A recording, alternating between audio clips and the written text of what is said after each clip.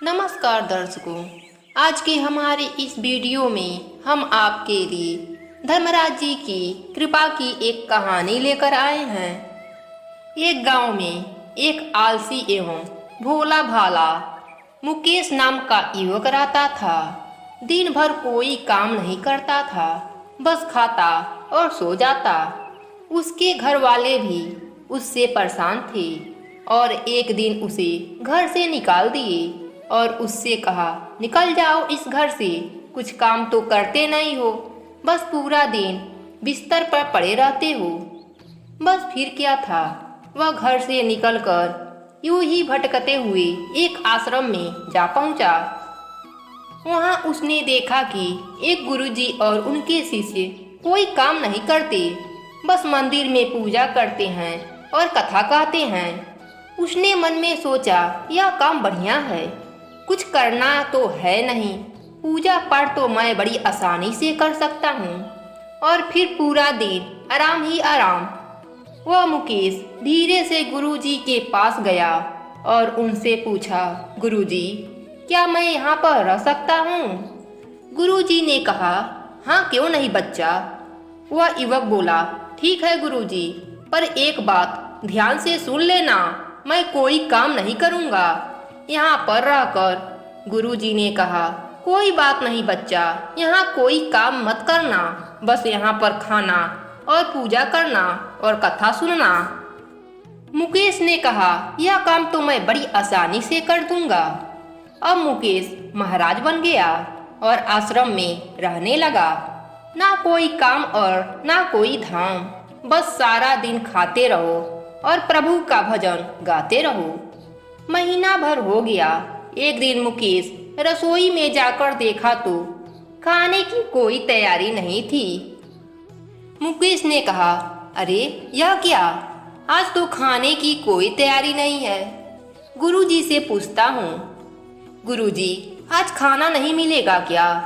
गुरुजी ने कहा, नहीं बच्चा, आज हम सब ने धर्मराज जी के व्रत का संकल्प लिया है, आज सबका उपवास रहेगा, तो आज तुम्हारा भी उपवास है। मुकेश ने कहा, नहीं गुरुजी, ऐसा गजब मत करो, मुझे तो बहुत भूख लगती है। यदि मैंने व्रत कर लिया तो कल का दिन मैं नहीं देख पाऊंगा, मैं जिंदा नहीं बचूंगा। मुझे तो गुरुजी खाना जरूर चाहिए। अगर आपने मुझे पहले बता दिया होता तो मैं आश्रम में कभी नहीं रुकता, मैं मंदिर में पूजा पाठ कभी नहीं करता। गुरुजी ने कहा, ठीक है, तुम व्रत नहीं कर सकते हो तो मत करो, पर तुम्हारा खाना कोई और नहीं बनाएगा बच्चा, तुम्हें अपना खाना खुद ही बनाना पड़ेगा। मुकेश बेचारा क्या करे, वह रसोई में गया। तब वहाँ गुरुजी भी आ गए और कहने लगे, जब तुम्हारा खाना बन जाए तब धर्मराज जी को भोग लगा देना, फिर खाना। और सुनो, आज खाना आश्रम की रसोई में नहीं बनेगा, नदी के किनारे जाकर रसोई लगानी होगी। मुकेश ने कहा, जी गुरुजी, ठीक है। मुकेश महाराज लकड़ी, आटा, घी सब लेकर नदी पार चला गया। जैसे तैसे उसने खाना बना लिया। खाने वाला ही था, पर उससे पहले गुरुजी की बात याद आ गई कि सबसे पहले धर्मराज जी को भोग लगाना है। वह धर्मराज जी को बुलाने लगा, हे भगवंत, अगर तुम नहीं आए तो मैं खाना नहीं खा पाऊंगा, मेरा भोजन ग्रहण करो ताकि मैं भोजन खा सकूं। इसी तरह कुछ देर तक बुलाने के बाद उसने देखा कि कोई नहीं आया, तो वह बेचैन हो गया। यहाँ तो भूख लग रही है और धर्मराज जी आ नहीं रहे हैं। मुकेश भोला भाला था, जानता नहीं था कि धर्मराज जी साक्षात तो आएंगे नहीं, पर गुरुजी की बात मानना जरूरी था। फिर उसने कहा, हे भगवंत, मैं समझ गया आप क्यों नहीं आ रहे हैं। मैंने तो रूखा सूखा बनाया, लेकिन आप तो अच्छा खाना खाने की आदत है, इसलिए नहीं आ रहे हैं। आप सुन लो भगवंत, आज यही खाना मिलेगा, क्योंकि आप जहाँ पर अच्छा खाना खाते हो आज वहाँ पर भी कुछ नहीं बना है। खाना है तो यहीं आकर खा लो, नहीं तो आपको भी भूखा रहना पड़ेगा मेरी तरह। धर्मराज जी अपने भक्त की श्रद्धा पर बड़े मुस्कुराए और चित्रगुप्त के साथ मुकेश के सामने प्रकट हो गए। भक्त असमंजस में, गुरुजी ने तो कहा था कि धर्मराज जी को ही भोजन देना है, लेकिन यहाँ पर चित्रगुप्त जी भी आ गए। मैंने तो खाना सिर्फ 2 लोगों के लिए बनाया था। चलो आज इन्हीं को खिला देता हूँ, मैं भूखा रह लूंगा। गुरुजी की बात भी तो माननी जरूरी है ना। मुकेश ने बड़े प्यार और श्रद्धा से धर्मराज जी और चित्रगुप्त जी को खाना खिलाया। प्रभु आपने तो खाना खा लिया, लेकिन मैं तो भूखा ही रह गया। लेकिन आपने मेरे हाथ से खाया, मुझे बहुत अच्छा लगा रहा है। अगले दिन जब आना तो मुझे पहले बता देना कि कितने देव आएंगे, उसी के हिसाब से मैं खाना बनाऊंगा।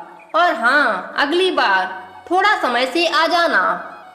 धर्मराज जी उसकी बात पर बड़े मोहित हुए। प्रसाद ग्रहण करके वह चले गए। अगले कुछ दिन तक भोला मानस सब भूल गया। उसे लगा प्रभु ऐसे ही आते होंगे और प्रसाद ग्रहण करते होंगे। फिर गुरुजी व्रत किए। मुकेश ने गुरुजी से कहा, गुरुजी मैं तो चला खाना बनाने, लेकिन इस बार अनाज थोड़ा ज्यादा लगेगा, क्योंकि वहाँ पर धर्मराज जी के साथ चित्रगुप्त जी भी आते हैं। गुरुजी मुस्कुराए। उन्हें लगा भूख के मारे बावला है। गुरुजी ने कहा, ठीक है बच्चा, कोई बात नहीं, ले जाओ अनाज। अब की बार महाराज मुकेश ने 3 लोगों का खाना बनाया।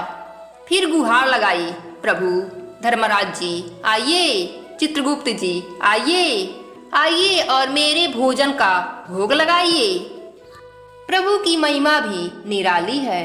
भक्त के साथ कौतुक करने में उन्हें बड़ा मजा आता है। इस बार वह अपने साथ स्वर्ग के बड़े बड़े ज्ञानियों को भी अपने साथ लाए। भक्त को चक्कर आ गए। अरे ये क्या हुआ?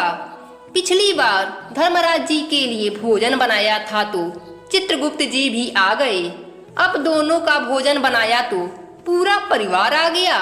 अब क्या होगा? लगता है अब की बार भी भूखा ही रहना पड़ेगा। भक्त ने सबको खाना लगाया और बैठे बैठे देखता रहा। अनजाने में ही उसका दूसरा व्रत भी हो गया। अगला व्रत आने से पहले मुकेश गुरुजी से कहा, गुरुजी आपके प्रभु पूरा परिवार लेकर आते हैं, अकेले पता नहीं क्यों नहीं आते। पिछली बार भी बहुत लोगों को साथ लाए थे, अब की बार पता नहीं कितने लोग आएंगे। अब अनाज और लगेगा। गुरुजी को लगा कि कहीं यह अनाज बेच तो नहीं रहा है, देखना पड़ेगा। गुरुजी ने कहा, इसे जितना चाहिए अनाज दे दो, और चुपके से उसके पीछे निकल पड़े। मुकेश चूल्हा बनाकर खाना बनाने का तैयारी कर दी।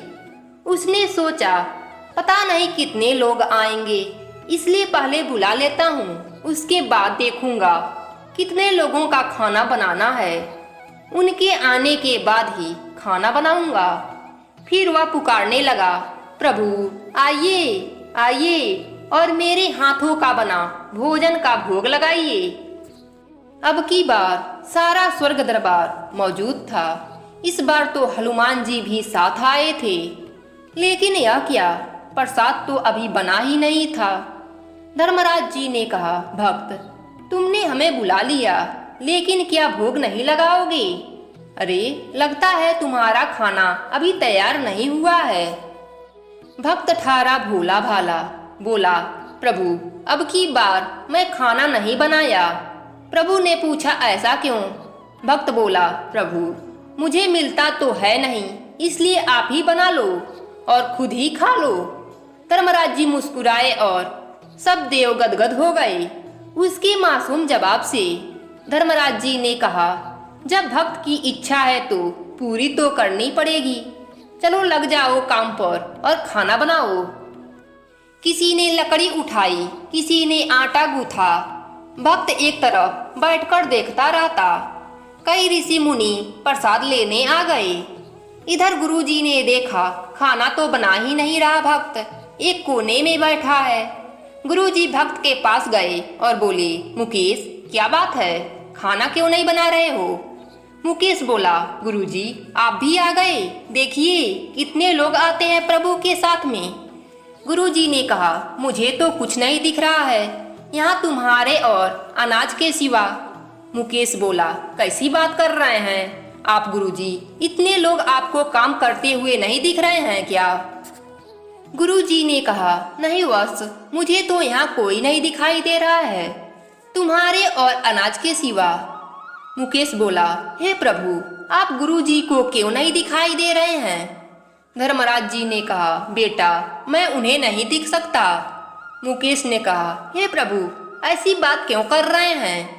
मेरे गुरुजी तो बहुत बड़े ज्ञानी हैं, पंडित हैं और उनको तो आपके बारे में सब कुछ पता है, बहुत भक्ति करते हैं आपकी, फिर भी उन्हें क्यों नहीं दिखाई दे रहे हैं आप? धर्मराज जी बोले, मुकेश माना कि उन्हें सब कुछ आता है पर वह तुम्हारे जैसा सरल नहीं है, इसलिए उनको मैं नहीं दिख सकता।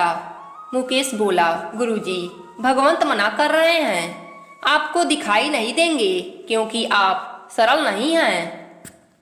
तब क्या था, गुरुजी रोने लगे। उन्होंने कहा, वाकई मुकेश महाराज तुम सही कह रहे हो, मैं सब कुछ पाया पर तुम्हारे तरह सरलता ना पा सकी, और प्रभु तो मन की सरलता से दिखते हैं। तभी भगवान प्रकट हो गए और गुरुजी को भी दर्शन दिए। इसी तरह एक भक्त के कहने पर प्रभु ने रसोई भी बनाई। तभी तो कहते हैं कि भक्त के बस में है भगवान। जय हो भगवान की।